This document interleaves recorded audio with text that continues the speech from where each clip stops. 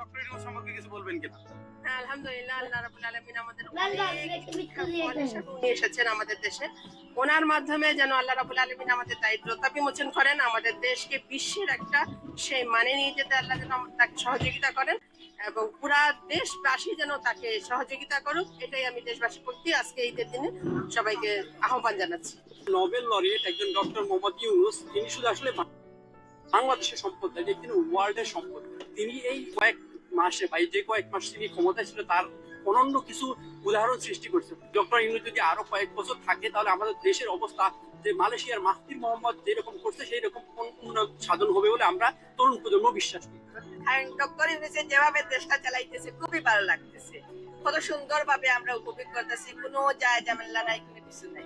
আমি as a student এবং young generation এবং অ্যাজ আ সিটিজেন হিসেবে আমার কাছে সবসময় ফিল হইতো যে নেগোসিয়েশনের টেবিলে যখন আমরা ডিপ্লোম্যাটিক নেগোসিয়েশন করতাম, আমরা সবসময় একটু নতজানো টাইপের, একটু যেন নেগোসিয়েশনের ডিল করতে পারতেছিলাম না।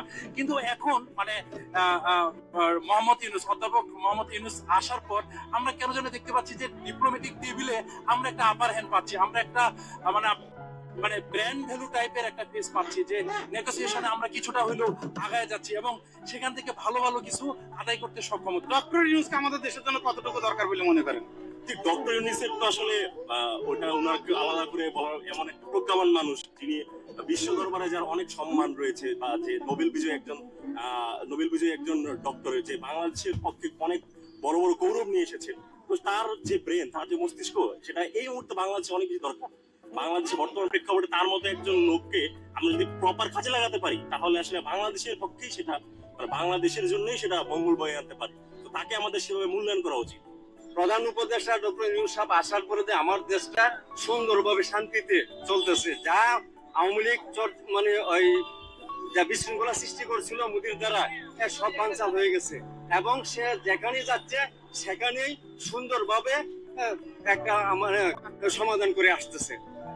আমরা আশা করি উনার নেতৃত্বে সামনে আবার ভালো সুন্দরভাবে এগিয়ে যাবে। মির্জা ফখরুল ইসলাম আলমগীর, বিএনপির সেক্রেটারি জেনারেল, তিনি এখন শ্যাম রাখি না কুল রাখি এই বিপদে পড়ে একটা বক্তব্য দিলেন, যেটা আজকের সমকাল পত্রিকা 2রা এপ্রিল সমকাল পত্রিকায় ওটা একটা ক্যাপশন হয়ে এসেছে। মির্জা ফখরুল ইসলাম বক্তব্য দিয়েছেন, এখন একজন বড় লোক বক্তব্য দিলে সেটাকে তো আর মানে ভদ্র ভাষায় মিথ্যা বলা যায় না। তাই আমি বলছি মির্জা ফখরুল ইসলাম একটা 100% অসত্য একটা বয়ান তার মুখ থেকে বেরিয়ে এসছে।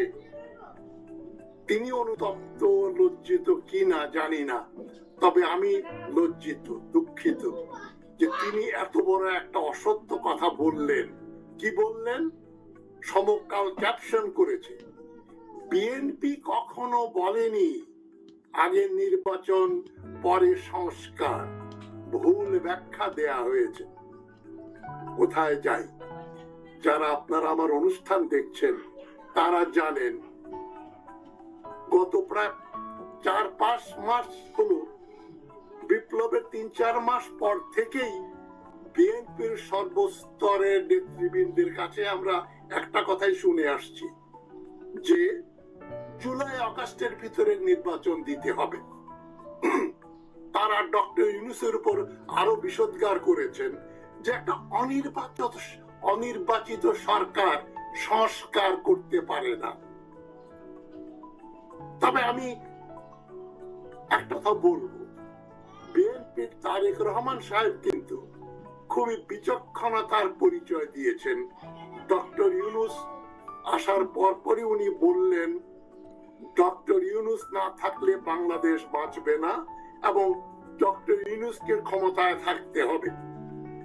একদিকে তারেক রহমান এক ধরনের বক্তব্য দিচ্ছেন, আর এদিকে মির্জা ফখরুল ইসলাম, আমির খসরু মাহমুদ চৌধুরী এবং রিজভী সাহেব, এরা যে বক্তব্যগুলো দিচ্ছেন পরস্পর বিরোধী। কিন্তু তারেক রহমান এক কথা বলছেন আর নেতৃবৃন্দ দেশে যারা বিএনপি নেতৃবৃন্দ আছেন তারা আরেক কথা বলছেন, এবং বিএনপি যে কথাগুলো বলেছে গত 8 মাসে সেগুলো লিস্টই দিলে লজ্জায় বিএনপি নেতৃবৃন্দর মুখ ঢাকার জায়গা পাবেন না।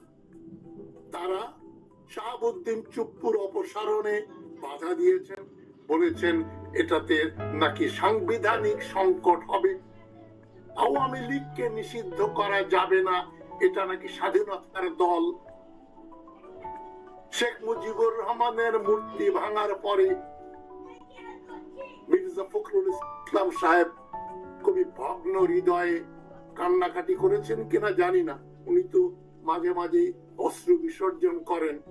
বিএনপির আরেক নেতা রুমিন ফারহানা ছাত্রলীগ নিষিদ্ধ করার পরে কাঁদতে কাঁদতে চোখের সমস্ত পানি শুকিয়ে ফেলেছেন।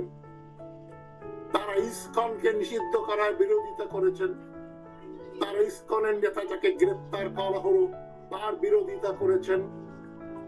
মানে যেখানে যেখানে জনগণ যা চায়, হাসিনা বিরোধী যত রকম কথাবার্তা কাজকর্ম, সেটার তীব্রতম বিরোধিতা করে আসছে বিএনপি। ব্যাপারটা বুঝলাম না, জিয়াউর রহমানের দল আওয়ামী লীগ এবং ভারতীয় সম্প্রসারণবাদীদের সমর্থন করে কি করে? যেখানে প্রগ্রেসিভ কোনো কথা আছে, ওই যে চট্টগ্রামে যে অ্যাডভোকেট সাহেবকে পিটিয়ে মেরে ফেললো ইসকনের লোকেরা, তার জানাজাতেও বিএনপি যায় নাই, প্রতিবাদও করেনি। তারা কি চায়? আমি তো অবাক হয়ে যাই যে বিএনপি নেতৃবৃন্দ, বিএনপি সমর্থকদের আমি বলে দিচ্ছি, বিএনপি দল এবং গ্রাসরুটস তৃণমূল এবং বিএনপি নেতৃত্বের ভিতরে একটা বিরাট ব্যবধান আছে। তৃণমূল তো আন্দোলন করেছে, হাসিনাকে উৎখাতের পেছনে বিএনপি এবং জামাতে ইসলামের তৃণমূল সবচাইতে অন্যতম গুরুত্বপূর্ণ ভূমিকা পালন করেছে। তার সঙ্গে ছাত্র সমন্বয়করা মিলে, তারা যারা কোনো দল করতো না, তারা সমন্বিতভাবে হাসিনাকে উৎখাত করেছে। কোনো এক দল এর জন্য কৃতিত্ব নিতে পারবে না। কিন্তু হাসিনা উৎখাতের পরে এখন দেখছি ভাবটা এমন বিএনপি নেতৃবৃন্দের, মানে মির্জা ফখরুল প্রমুখের, যে আমরাই তো হাসিনাকে সরিয়েছি, এখন আমরা সরকার গঠন করব।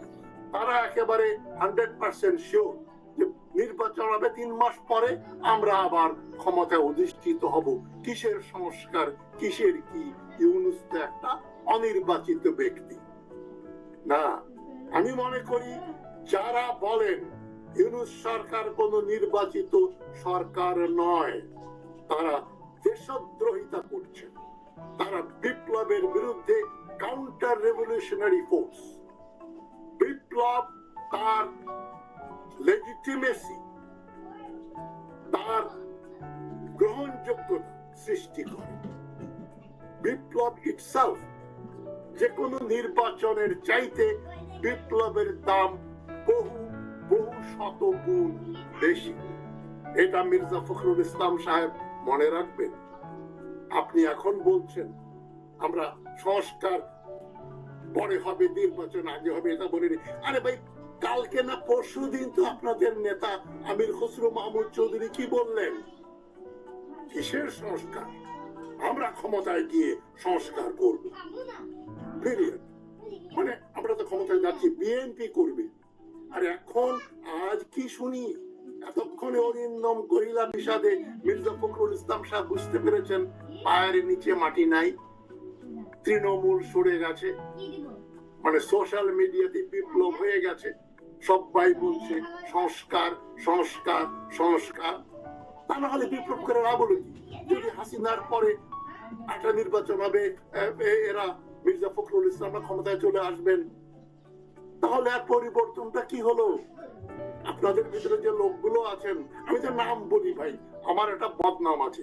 এই আমির খসরু মাহমুদ চৌধুরী সাহেব, আপনি যে তাইওয়ানের কাছ থেকে $1 মিলিয়ন ঘুষ খাওয়া ব্যক্তি বলি, আপনি এবং বিএনপির 3-4 জন মিলে তাইওয়ানের কাছ থেকে মাথা পিছু $10 লক্ষ করে ঘুষ নিয়েছিলেন বাংলাদেশে তাইওয়ানের ভিসা অফিস খোলার জন্য খালেদা জিয়ার মন্ত্রী দ্বিতীয় টার্মে 2004 সালে। চাইনিজ অ্যাম্বাসেডর বলেছেন এই টাকাগুলো এই লোকের কাছে গেছে, আর আপনারা এখন সরকার করবেন, তারপরে যে আবার আপনারা আর অন্য কোন দেশের কাছ থেকে কয়েক মিলিয়ন ডলার ঘুষ খাবেন না, এটা লিখিত আগে মুচলেখা দিয়ে দেন। আমির খসরু মাহমুদ চৌধুরী সাহেব বারবার বিএনপি বলছে জুলাই আগস্টে নির্বাচন হবে, সংস্কার সেটা আমরা ক্ষমতায় গিয়ে বলবো। দেখ, বড্ড অহমিকার কথাবার্তা। ডক্টর ইউনূসকে আবার বলছি আমি, যারা ডক্টর ইউনূসকে অনির্বাচিত বা অগণতান্ত্রিক সরকার বলেন, সেটা একটা ধৃষ্টতা, আমি বলবো একটা রাষ্ট্রদ্রোহিতা। ইতিমধ্যে কিন্তু আমি ডক্টর ইউনূস যখন ক্ষমতায় আসলেন, আমি বলেছি বাংলাদেশের জন্য যোগ্যতম ব্যক্তি ক্ষমতায় বসেছেন, তার কাছ থেকে আমার আশা অনেক। আমি প্রত্যাশা করেছি তিনি অনেক কিছু করবেন, কিন্তু তিনি শাহাবুদ্দিন চুপ্পুর প্রধান উপদেষ্টা হলেন। তারপরে আমি বলেছি, বারবার বলেছি, আপনাদের মনে আছে নিশ্চয়ই, যে এখনো সময় আছে। নেপোলিয়ন বিপ্লবের 10 বছর পরে ক্ষমতায় বসেছিলেন 1899 সালে, 1799 সালে। 1798-তে ফরাসি বিপ্লব শুরু হলো 14 জুলাই, আর নেপোলিয়ন 1799 সালে ক্ষমতা গ্রহণ করলেন। এই গল্পটা আমি বহুবার বলেছি। ফরাসি পার্লামেন্টে, সংসদে ঢুকলেন নেপোলিয়ন সেনাবাহিনী নিয়ে, সংসদ সদস্যরা হতচকিত, কি ব্যাপার বলছে। আমি বলছি, নেপোলিয়ন বলেছেন, টকিং শপ, তোমাদের এই কথা বলার দোকান বন্ধ করো, আমি ক্ষমতা গ্রহণ করছি। একজন সংসদ সদস্য বললেন, তোমার অথরিটি কি, তুমি কিসের বলে ক্ষমতা গ্রহণ করবে? নেপোলিয়ন তরবারি বের করে বলেছিলেন, দিস ইজ মাই অথরিটি, এই তরবারি আমার অথরিটি। আপনাদের নিশ্চয়ই মনে আছে, আমি বহুবার বলেছি, ডক্টর ইউনূসের হাতে নেপোলিয়নের তরবারি, তার বৈধতা প্রশ্নাতীত। বিপ্লব করার পরে বিপ্লবীরা যাকে নেতা বানিয়ে ক্ষমতায় বসিয়েছে, বিপ্লবীদের একটা ক্যালকুলেশনে ভুল হয়েছে। রয়ের সিদ্ধান্ত অনুযায়ী, জেনারেল ওয়াকারুজ্জামানের সিদ্ধান্ত অনুযায়ী, আসিফ নজরুলের সিদ্ধান্ত অনুযায়ী, এই ষড়যন্ত্র অনুযায়ী তারা ডক্টর ইউনূসকে তো উপদেষ্টাই রাখতে চাননি। আসিফ নজরুলকে উপদেষ্টা বানিয়ে যে ষড়যন্ত্র হয়েছিল, তারা পরে বাধ্য হয়েছিলেন ডক্টর ইউনূসকে প্রধান উপদেষ্টা বানাতে। কিন্তু প্রধান উপদেষ্টা সাহেব ভুল করে ফেলেছিলেন ডক্টর ইউনূস, তিনি চুপ্পুর কাছে শপথ গ্রহণ করলেন।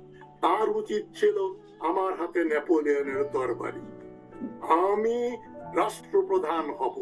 আর এই যে শাহাবুদ্দিন চুপ্পু, হাসিনার দোসর, হাসিনার দালাল, বিতর্কিত, ওকে আগে কাশিমপুর জেলখানায় ভরো ডান্ডা বেরি দিয়ে, এবং যে সেনাপতি বিশ্বাসঘাতকতা করেছে, হাসিনার পক্ষে মানুষ হত্যা করেছে, মিথ্যাচার করেছে, তাকেও ডান্ডা বেরি দিয়ে কাশিমপুরের জেলে পাঠাও।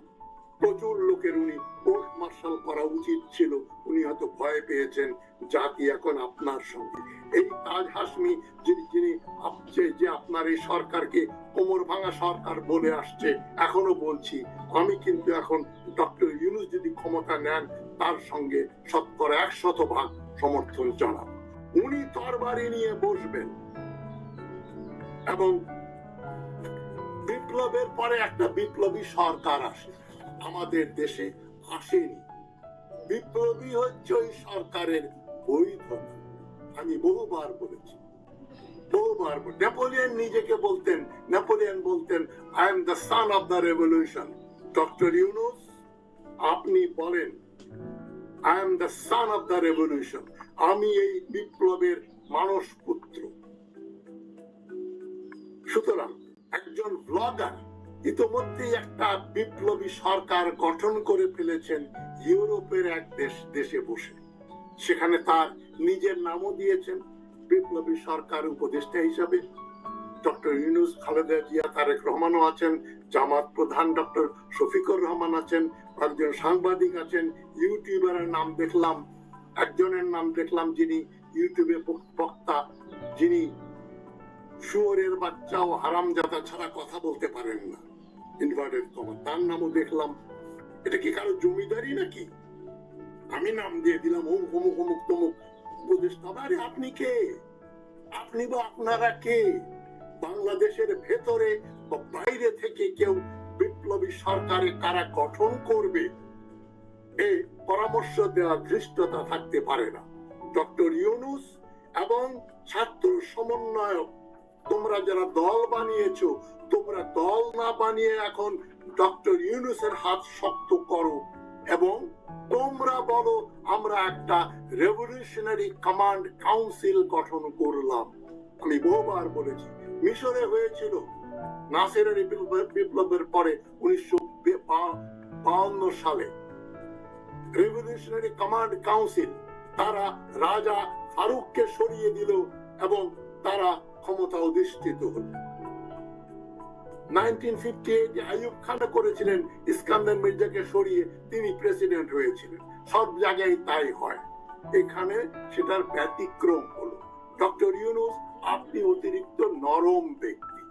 নরম দিয়ে হবে না, আপনার হাতে একটা বড় ডান্ডা লাগবে। ডান্ডা ছাড়া এই অসভ্য লোকদেরকে আপনি ঠান্ডা করতে পারবেন না। আমি একজন ডান্ডাধারী ডক্টর ইউনূসকে দেখতে চাই। এবং যারা বলছেন ডক্টর ইউনূস তো নির্বাচিত নন, বিপ্লব তার লেজিটিমেসি দিচ্ছে, বৈধতা দিচ্ছে। আর ডক্টর ইউনূস যখন শপথ পাঠ করলেন, ওই শপথ বাক্যে কি লেখা আছে ডক্টর ইউনূস 3 মাসের জন্য, 3 বছরের জন্য, 5 বছরের জন্য বা 10 বছরের জন্য উপদেষ্টা হচ্ছেন? ওই টাইম তো লেখা নাই। উনি নির্দিষ্ট সময়ের জন্য অধিষ্ঠিত হননি। আমি আপনি আমির খসরু মাহমুদ চৌধুরী বা মির্জা ফখরুল ইসলাম বলার কে? অনেকদিন হয়ে গেছে, এখন আপনি যান, আমরা নির্বাচন দেন, নির্বাচন দেন। আরে সবচেয়ে বড় ধৃষ্টতা হচ্ছে ইউনিফর্ম পরা হাসিনার আত্মীয় খুনি মিথ্যুক ওয়াকারুজ্জামান পর্যন্ত বলেছে জুলাই মাসে বা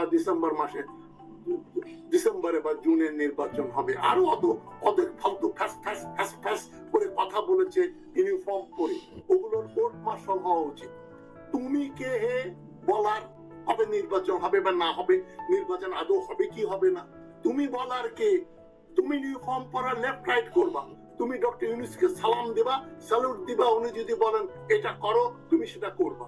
তুমি আবার বড় বড় কথা বলেছো, বক্তৃতা দিয়েছো জাতির উদ্দেশ্যে। ধৃষ্টতা, বেআইনি, রাষ্ট্রদ্রোহিতা। সুতরাং আমি মনে করি ডক্টর ইউনূসের ম্যান্ডেট রয়েছে, তিনি প্রধান উপদেষ্টা থেকে এখন উনি প্রেসিডেন্ট হবেন, আমি এই কামনা করি। লাগলে 10 বছর লাগবে। ফরাসি বিপ্লবে 10 বছর পরে সংশোধন এসেছে, আইন পরিবর্তন হবে, সিআরপিসি ক্রিমিনাল পেনাল কোড পরিবর্তিত হবে। বিপ্লবী সরকার কি করবে? মনে করেন একটা অঙ্ক নির্ধারণ করে দেন, 10 লক্ষ টাকা বাদল উপরে যে ঘুষ খাবে তার মৃত্যুদণ্ড হবে। 1 লক্ষ টাকার উপরে খেলেই যাবজ্জীবন কারাদণ্ড বা 20 বছরের সাজা। এটা সিআরপিসি। বিপ্লবী সরকার প্রথমেই ক্রিমিনাল পেনাল কোড পরিবর্তন করে। এই যে বাংলাদেশের 1860 সালের আইন দিয়ে 2025 সালে বিচার করা যায় না। ক্রিমিনাল কোড চেঞ্জ করতে হবে। মৃত্যুদণ্ড এবং বড় বড় 20-25 বছরের জেল না দিলে এই বড় বড় চোরদের, এই সিন্ডিকেট প্রধানদের, এই ঘুষখোরদের, চাঁদাবাজদের আপনি বন্ধ করতে পারবেন না। উদাহরণ দক্ষিণ কোরিয়া, পাক চুং-হি কি করলেন? পাক চুং-হি তো মিলিটারি লোক ছিলেন, উনি শাসন করেছেন ডান্ডা হাতে। সিঙ্গাপুর 10 বছর আমি ছিলাম, লি কুয়ান ইউ রাস্তায় থুতু ফেললে $100-200 ফাইন, বাথরুমে টয়লেট ফ্লাশ না করলে $250 ফাইন। করে দেখেন বাংলাদেশে ঠিক হয় কিনা। এই একই ধরনের লোক কোরিয়াতেও ছিল, সিঙ্গাপুরেও ছিল। রাস্তায় থুতু ফেলতো, চাঁদাবাজি করত, মাগিং করত। ওখানে আপনি চুরি করবেন, ছিনতাই করবেন, একেবারে পাছায় 6টা বেদ আর 10, 12, 15 বছরের জেল। দেখেন ছিনতাই ধর্ষণ বন্ধ হয় কিনা। সিঙ্গাপুরে তো ধর্ষণ করার কেউ সাহস পায় না, ধর্ষণ হয় না। তালিবানদের আফগানিস্তানেও ধর্ষণ হয় না। কারণ কি? ডান্ডা। ডান্ডা ছাড়া সিন্ডিকেট বন্ধ করতে পারবেন না। এই যে চাঁদাবাজি মোড়ে মোড়ে, সেখানে বিভিন্ন দলের এমনকি বিএনপিরও কর্মীরা চাঁদাবাজি করছে। এগুলো বন্ধ করার জন্য একটা বৈপ্লবিক সরকার দরকার, এবং সে পথেই যাচ্ছে বাংলাদেশ। আমি মনে করি না আগামী 1-1.5 বছর, 2, 3, 4, 5 বছরের ভিতরে নির্বাচন হবে। আমি মনে করি না 1.5 বছরে নির্বাচন করাতে পারবেন ডক্টর ইউনূস। আপনার তো কোনো দায়বদ্ধতা নাই যে আপনাকে জুন 2026 সালের মধ্যে নির্বাচন করতে হবে। আপনি যে শপথ নিয়েছেন সেখানে তো তা লেখা নাই। এই কথাগুলো দেশবাসীকে চিন্তা করতে হবে। ডক্টর ইউনূসকে সময় দিতে হবে, এবং ডক্টর ইউনূস যদি চুপ্পুকে সরিয়ে ক্ষমতায় বসেন, সর্বাধিনায়ক হয়ে বসেন, আমি 100% সমর্থন করব। ওনার বিদেশ নীতি চীনে গিয়ে যে অর্জন করেছেন, সেটার জন্যই কিন্তু ভারত আপনার বিরুদ্ধে খেপেছে। মার্কিন যুক্তরাষ্ট্র আপনার প্রতি নারাজ। সেই জন্য নিউ ইয়র্ক টাইমসে বাংলাদেশি ইসলামী জঙ্গি রয়েছে বলে উদ্ভট মিথ্যা খবর ছাপানো হয়। আপনি এমন কাজ করবেন যাতে ভারত চিরদিনের জন্য মুখ বন্ধ করে।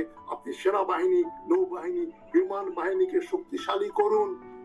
ঢাল নাই, তলোয়ার নাই, আপনার এই নিধিরাম সর্দার হয়ে বসার কোনো কারণ নাই। সেনাবাহিনীর আর্টিলারি শেল নাই, ট্যাঙ্কের শেল নাই, নেভির টর্পেডো নাই, এয়ারফোর্সের মিসাইল নাই। ভারত করতে দেয়নি হাসিনা। যে যুদ্ধ কার সঙ্গে করবে? আমরাই তো তোমাকে রক্ষা করব। সুতরাং পরিস্থিতি বদলে গেছে, এমন বদলে গেছে যে মির্জা ফখরুল ইসলাম, যারা ভারত এবং হাসিনার প্রতি খুব দুর্বল ব্যক্তিগতভাবে, আমি বিএনপিকে বলছিলাম, তিনি এতই দুর্বল, বঙ্গবন্ধুর মূর্তি ভেঙে ফেলেছে। আহা কি কষ্ট। রুমিন ফারহানা ছাত্রলীগ নিষিদ্ধ করেছে, কাটতে কাটতে অবস্থা কাহিনী। এখন আওয়ামী লীগ যাতে নিষিদ্ধ না হয় এই অপচেষ্টা করে যাচ্ছে, কিন্তু ভাঙন ধরেছে।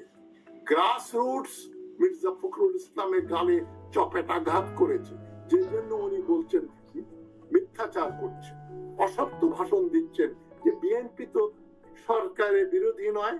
তবে মির্জা ফখরুল তো রাজনীতিবিদ, সূক্ষ্ম চাল একটা চেলেছেন। তিনি বলছেন হ্যাঁ, নির্বাচনের সংস্কার করে আমরা নির্বাচন করব। মির্জা ফখরুল ইসলাম সাহেব, নির্বাচনের সংস্কারের কথা বলা হচ্ছে না, সর্বস্তরে সংস্কার। এই যে 6-7টা কমিটি বানানো হয়েছে, কমিশন বানানো হয়েছে, তারা সংবিধান থেকে শুরু করে দেশের আইন কানুন, নির্বাচন সবকিছুর ব্যাপারে সংস্কার করবে। আমি স্বনির্বন্ধ অনুরোধ করি ডক্টর ইউনূসকে যে আপনি প্রেসিডেন্সিয়াল ফর্মের শাসন ব্যবস্থা চালু করেন, দ্বিকক্ষ বিশিষ্ট পার্লামেন্টের ব্যবস্থা করেন, এবং যুগোপযোগী একটা ডান্ডা নির্ভর শাসন ব্যবস্থা চালু করেন। আপনি এগুলো করে 10 বছর থাকলেও, আপনি বা আপনার সরকার, বিপ্লবী সরকার, আপনি যদি নাও থাকেন, বিপ্লবী সরকার 10 বছরের ভিতরে সমস্ত আইন কানুন ঠিক করে বাংলাদেশকে আরেকটা সিঙ্গাপুর, আরেকটা দক্ষিণ কোরিয়া, আরেকটা জাপানের দিকে নিয়ে যাবে।